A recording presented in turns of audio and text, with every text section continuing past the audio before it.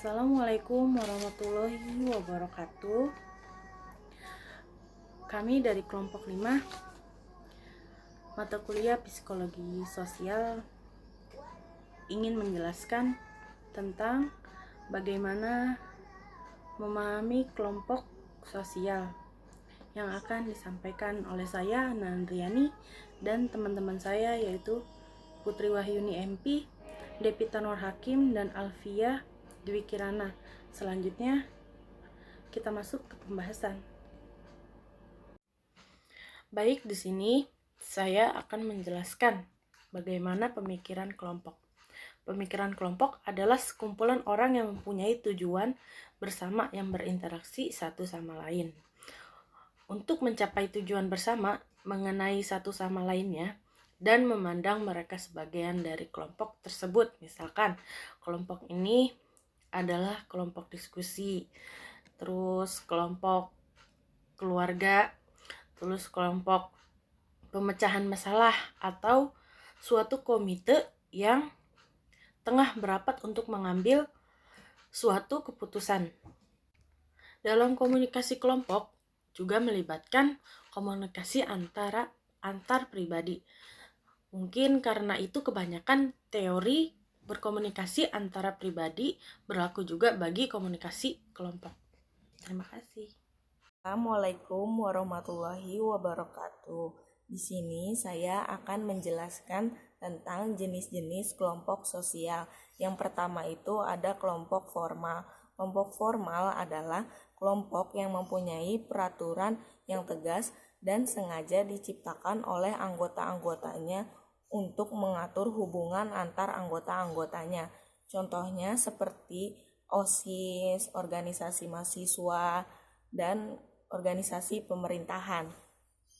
Kedua, ada kelompok informal. Kelompok informal adalah kesatuan hidup manusia yang tidak mempunyai struktur dan organisasi tertentu. Kelompok ini terbentuk karena adanya pertemuan-pertemuan secara berulang kali dan menjadi dasar bertemunya kepentingan-kepentingan dan pengalaman yang sama. Contohnya seperti kelompok ibu rumah tangga, kelompok belajar, dan lain-lain. Yang ketiga ada kelompok primer. Kelompok primer adalah tempat individu saling mengenal, berinteraksi sosial, dan bekerja sama secara erat. Anggota kelompok ini saling berhubungan secara erat satu sama lain. Contohnya itu seperti arisan keluarga, kelompok keagamaan, dan lain-lain. 4, ada kelompok sekunder. Kelompok sekunder adalah tempat individu saling berhubungan sosial yang anggotanya cukup banyak sehingga interaksinya kurang intensif dan kurang erat. Contohnya seperti partai politik. Terima kasih. Assalamualaikum warahmatullahi wabarakatuh. Di sini saya akan menjelaskan tentang ciri-ciri kelompok. Yang pertama ada partisipasi aktif, yaitu kesadaran dari setiap individu bahwa dirinya adalah bagian dari sebuah kelompok sehingga ia akan aktif berpartisipasi dalam kegiatan kelompok. Yang kedua yaitu kesamaan yang dimiliki oleh anggota, yaitu setiap individu memiliki nasib serupa atau kesamaan tujuan hidup dan cita-cita yang sama antar satu sama lain. Yang ketiga yaitu memiliki struktur organisasi, yaitu setiap individu atau anggota mendapatkan peranan dan fungsi serta kedudukan masing-masing yang dimilikinya. Yang keempat yaitu memiliki kegiatan yang dilakukan bersama-sama. Adanya aktivitas bersama yang dilakukan oleh semua anggotanya, juga terdapat interaksi dan pola perilaku aktif dari semua individu yang tergabung di dalam kelompok. Yang kelima yaitu telah terbentuk selama suatu jangka waktu tertentu, yaitu hubungan antar individu dalam kelompok haruslah telah terjalin dan berlangsung selama beberapa tahun atau bulan atau minggu. Tidak mungkin dalam waktu singkat. Yang keenam yaitu ikatan yang erat antar anggota kelompok sosial. Dalam kelompok sosial, apabila seorang individu mengalami sebuah kejadian yang berdampak, perilaku individu lain dalam kelompok juga akan berpengaruh satu sama lain. Yang terakhir atau yang ketujuh adalah memiliki peraturan dan norma. Terbentuknya norma-norma atau peraturan yang tegas dalam setiap kelompok sosial bukanlah tanpa tujuan. Seluruh norma atau peraturan tersebut haruslah ditaati oleh setiap individu demi tercapainya tujuan bersama dari kelompok tersebut serta tujuan pribadinya. Terima kasih. Wassalamualaikum warahmatullahi wabarakatuh. Assalamualaikum warahmatullahi wabarakatuh. Nama saya Alfie Grana. Saya akan melanjutkan materi yang teman saya sebelumnya sampaikan. Di sini saya akan menjelaskan tentang interaksi dan perilaku kelompok. Interaksi dalam kelompok. Yang pertama ada teori keterpaduan kelompok yang terdiri dari teori pra-eksperimental yang dikemukakan oleh Gustave Le Bon, yaitu bahwa massa atau crowd mempunyai pikiran-pikiran, gagasan-gagasan, serta kehendak sendiri yang tidak sama dengan pribadi lainnya. Yang kedua ada MC Dohal. Ia berpendapat bahwa naluri emosi membedakan perilaku kelompok yang terorganisir dan tidak terorganisir. Contohnya, terjadi tawuran antar pelajar SMP, maka para pejalan kaki dan orang di sekelilingnya tidak terlibat atau tidak ikut-ikutan. Selanjutnya ada teori eksperimental yang dikemukakan oleh Lord and Lord. Ia menyimpulkan bahwa keterpaduan kelompok dipengaruhi oleh hal-hal berikut. Yang pertama, adanya ancaman atau bahaya dari luar yang harus dihadapi bersama, yang artinya dengan adanya saling ketertarikan antar kelompok dengan yang lainnya, maka rasa sikap ingin melindungi serta memberikan rasa aman terhadap kelompok sebagai bentuk penyesuaian diri terhadap suatu kelompok. Yang kedua, adanya ritual, kebiasaan, serta tradisi yang tidak menyenangkan dapat berakibat ketidakrelevanan dalam suatu kelompok. Yang kedua ada teori identitas sosial yang dipelopori oleh Henry Touchful dalam upaya menjelaskan prasangka, diskriminasi, konflik antar kelompok, serta perubahan sosial. Teori ini juga digunakan untuk menjelaskan perubahan sosial tingkat makro atau besar, seperti mobilitas sosial dan perubahan sosial. Serta yang ketiga terdapat teori kategorisasi diri yang dikemukakan oleh Turner. Dasar dari teori ini adalah bahwa orang-orang menggolongkan diri dalam berbagai tingkat abstraksi, identitas sosial, bodoh pandai, cantik jelek, ataupun kaya raya, miskin, dan lain-lain. Hal itu dikarenakan setiap orang menginginkan untuk memaksimalkan dirinya sendiri dalam suatu kelompok atau yang biasa disebut dengan economic self-interest. Selanjutnya ada perilaku dalam kelompok. Yang pertama ada fasilitasi sosial atau social facilitation, yaitu peningkatan intensitas perilaku oleh kehadiran orang lain.